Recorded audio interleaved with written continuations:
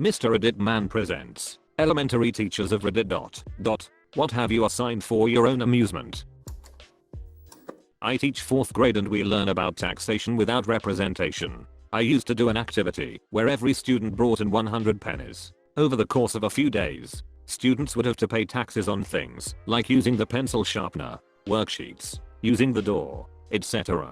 After a few days, I would have a good amount of money in the tax jar on my desk. Well, I would empty it and then bring in donuts for myself and the other grade 4 teachers. We would all stand in the hallway in the morning eating the donuts and telling the 4th graders how tasty they were and sarcastically thank them for the donuts that were paid for with their taxes. So, of course, the students would get really peeved. They would then write their Declaration of Independence from the 4th grade. We would then celebrate their new freedom with a pizza party at lunch, which is where the money would actually be used. I do not do this activity anymore because I had some parents that are too stupid to figure out they chipped in $1 toward a pizza party for the class that I then put in about $20 in to pay for. They went to the school board accusing me of stealing from students and demanded I be fired. So, do not do that one now. But I sure miss those donuts. Members of the school board, this teacher took 100 pennies from my son. Could you fire him?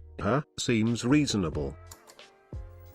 My dad taught high school for a while and his students used to do an activity in which they would try to hear their own echo in plastic, styrofoam, and paper cups of varying sizes. He would just explain it and give them a handout, then sit back and watch for the hour. It would never work, though some of the students were convinced that they did hear their echo. But my dad sure did enjoy watching a room full of high schoolers yelling into a cup and then quickly put it to their ears. He would get a pretty steady flow of coworkers coming in and out to watch as well. It became a running joke among the faculty. One of my teachers in high school told us that one year he had every answer as C on one of his tests. He said it was hilarious watching everyone frantically erasing their answers as there was no way that every single question could have C as the correct answer. I had a high school teacher who gave us a multiple choice quiz where he typed the correct answer to each question in bold. A lot of kids failed because they thought it was a trick. When I was in kindergarten they had us write down how old we thought our mother was and how much she weighed. Then our teacher wrote it down for us. We colored it and gave it to our moms for Valentine's Day. I guessed my mom was 90 years old and weighed 300 pounds, so I'm sure that was really entertaining for my teacher and a great present for my mom. My brother had to do the same thing in preschool. He said my mom's hair is yellow. She is 100 years old. Her favorite food is junk food. She likes to party. Edit. I forgot the best part. Her favorite drink is wine. I wanna meet that mom. I taught kindergarten, man. As most elementary teachers know, I needed ways to get all of my kids to drop what they were doing and listen to an instruction or announcement, etc. It's usually something that a teacher says, and the students respond in a specific way. There are a bunch of chants that different teachers use. For example, 1, 2, 3, eyes on me. 1, 2, eyes on you. Or repeating a clapping pattern. Well, with a teacher born in the late 80s, my kindergarteners learned, alright, stop, and they would stop, drop everything and chant back, collaborate and listen. It took literally all of my willpower to not bust out into Ice Ice Baby every single day. I live in the Pacific Northwest. Every year or so I do a life cycle unit on slugs. Yes, my students have to find a slug and set up an environment for it. They keep them at school on their desks, and they have to do research. Eventually someone will ask, how do you tell if it is a girl slug or boy slug? I tell them to do some research. That spawns all kinds of discussions. We top the week off with slug races and the winner gets a trophy. Of course they have to train the slugs to race. Not me. This was my 5th grade teacher.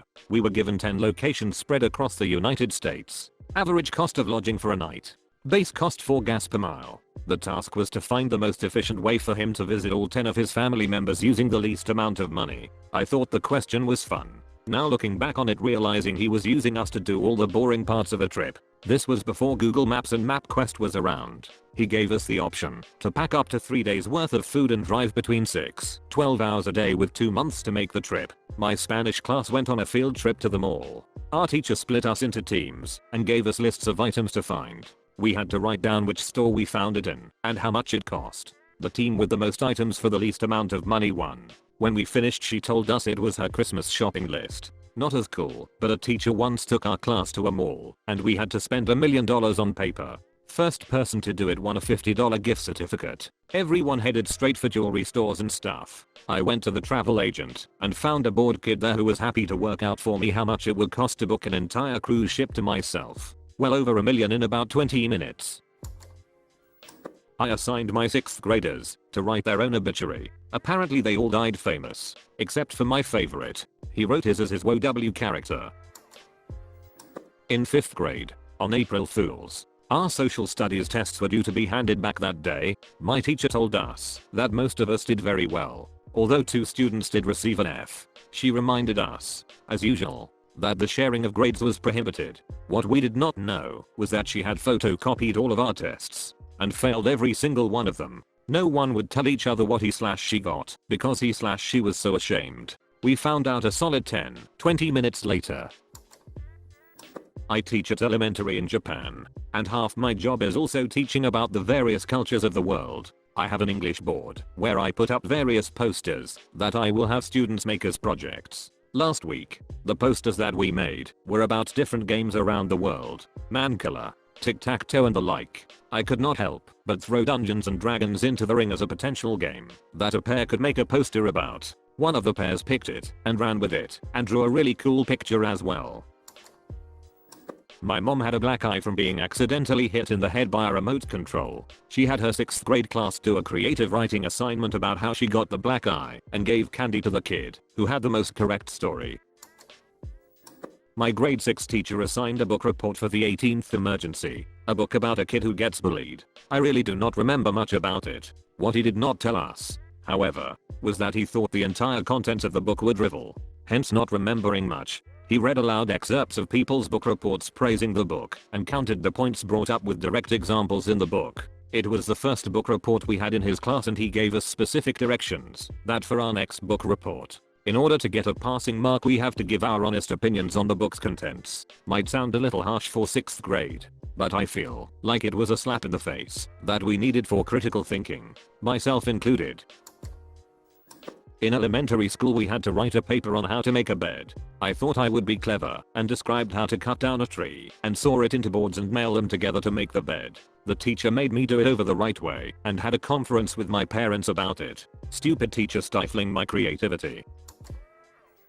In my 2-year tech school, one of our first assignments for a class of about a dozen was this. Every odd person writes on their stack of papers what they want the person to their right to draw. Every even person drew a little picture. You then pass your papers to the right. For the pictures, you had to guess what was drawn. If you got writing, you had to draw that. You then continued to pass to the right, and you could not look through the stack to see what other people drew or guessed. Once we all got our stack of papers back we went through them individually in front of the class to see how it evolved from the initial drawing or description of the drawing all the way to the end. By far the most fun and hilarious schoolwork I have ever done. The point of all this was to show how directions got screwed up if everybody was not on the same level, or if you had vague directions or a vague drawing. I teach 1st grade. No matter what I assign, I get the funniest answers. This one kiddo wrote a 10-page story about frogs ... Although, every time he spelled frogs, he wrote fags. Fags can jump ... Fags like flies ...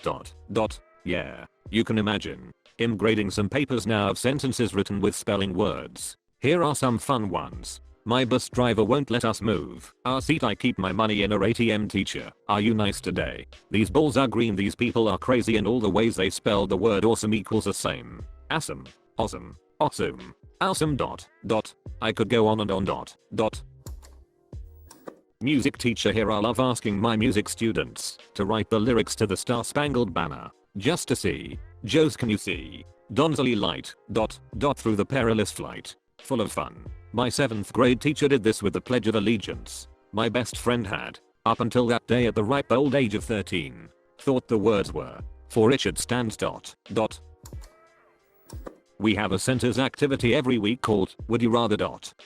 and they have to give me reasons why they picked one option over the other. I remember I asked once, would you rather be invisible or be able to fly? One little girl said I would be invisible so that I can go spy on daddy and see why he likes a nanny so much. One time I saw them kiss and he saw me. I want to know why they kissed. My 7th grade teacher had 2 things. First was a probability test. 1 Scantron. 100 answers. no questions. I got 17%. Second was a gingerbread house assignment. Class makes gingerbread houses and gets marked on their sturdiness. Sounds fun. But my parents hate that teacher 5 years later because of it. Edit. Thought of another one.